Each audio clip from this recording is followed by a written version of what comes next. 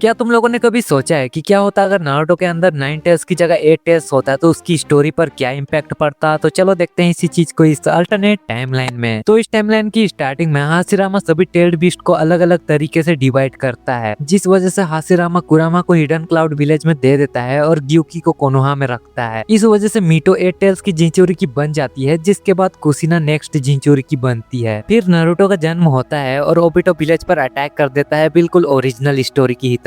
जिसके बाद Obito 8 tales को रिलीज करता है और उसे कंट्रोल करके विलेज पर अटैक करता है, लेकिन हमारा मिनाटो ओबिटो को डिफीट कर देता है और टेल्ड बीस्ट को सील करने की तैयारी करता है। फिर वो पूरे 8 टेल्स को नारुतो के अंदर में सील कर देता है और रीपर डेथ सील यूज करने की वजह से मिनाटो मारा जाता है। जिसके कुछ टाइम बाद हमारी कुशिना भी मारी जाती है, क्योंकि उसके अंदर से टेल्ड बीस्ट को निकाल लिया था, इसलिए टेल्ड बीस्ट के लॉस की वजह से वो मर जाती है। और इस तरह से नारुतो एक जिंचुरी की और ऑर्फेन बन जाता है, लेकिन इस बार वो कुरामा का नहीं बल्कि ग्यूकी का जिंचुरी की होता है। लेकिन इस बार भी नारुतो का बचपन बहुत ही ज्यादा बुरा होता है। लोग उससे नफरत करते हैं और उसे डर की नजर से देखते हैं, जबकि ग्यूकी नारुतो के दर्द को महसूस करता है। और ये देखकर मुझे लगता है कि ग्यूकी सबसे काइंड टेल्ड बीस्ट में से एक है, क्योंकि तुम सबको पता ही होगा कि ओरिजिनल स्टोरी में ग्यूकी ने किलर बी के साथ बहुत ही अच्छा बॉन्ड बनाया था और साथ ही में वो सेकंड स्ट्रॉन्गेस्ट टेल्ड बीस्ट भी था, इसलिए इस बार नारुतो का पोटेंशियल थोड़ा जल्दी निकलेगा। एक दिन एकेडमी में नारुतो और सास्के की फाइट हो जाती है, जिसमें ऑब्वियसली सास्के जीत जाता है और वो सबके सामने नारुतो की इंसल्ट करता है, जिस वजह से हमारा नारुतो बहुत ही ज्यादा गुस्सा हो जाता है और अचानक से उसकी बॉडी से टेंटिकल्स निकलते हैं, जो कि सास्के को पकड़ लेते हैं और सबके सामने नारुतो सास्के को हरा देता है। जबकि हमारा डम नारुतो तो समझ ही नहीं पाता है कि ये पावर उसके पास कहां से आई है और वो सोच में ही पड़ जाता है। पर मैं तुम लोगों को बताता हूँ कि एक्चुअली ग्यूकी ने अपनी पावर्स को नारुतो को दी थी ताकि वो सास्के को सबक सिखा सके। जिसके बाद समय बीतता जाता है और अभी भी नारुतो ग्यूकी की पावर को पूरी तरह से कंट्रोल नहीं कर पाता है और इस टाइम तक वो गेनिन भी बन चुका होता है और टीम 7 को भी ज्वाइन कर चुका होता है, बिल्कुल ओरिजिनल स्टोरी की ही तरह। जिसके बाद उन्हें लैंड ऑफ वेव के मिशन में भेजा जाता है, जहां पर उनका सामना हाकू और जाबुजा से होता है। और इस बार हाकू के मिरर ट्रैप में सास्के बैडली इंजर्ड हो जाता है, जो देखकर नारुतो बहुत ही ज्यादा गुस्सा हो जाता है और उसका 8 टेल पावर रिलीज होता है और उसे अपने माइंड में एक आवाज सुनाई देती है, जो कि ग्यूकी की होती है। जिसके तुरंत बाद ही नारुतो अपने इनर वर्ल्ड में ग्यूकी से मिलता है और ग्यूकी उसे बताता है कि अगर नारुतो मर जाएगा तो वो भी मर सकता है, इसलिए वो कोऑपरेट करने के लिए कहता है। जिसके बाद ग्यूकी के पावर से नारुतो हाकू और जाबुजा दोनों को इजीली डिफीट कर देता है। फिर बैटल के बाद नारुतो ग्यूकी को थैंक्स कहता है और दोनों धीरे धीरे दोस्त बन जाते हैं।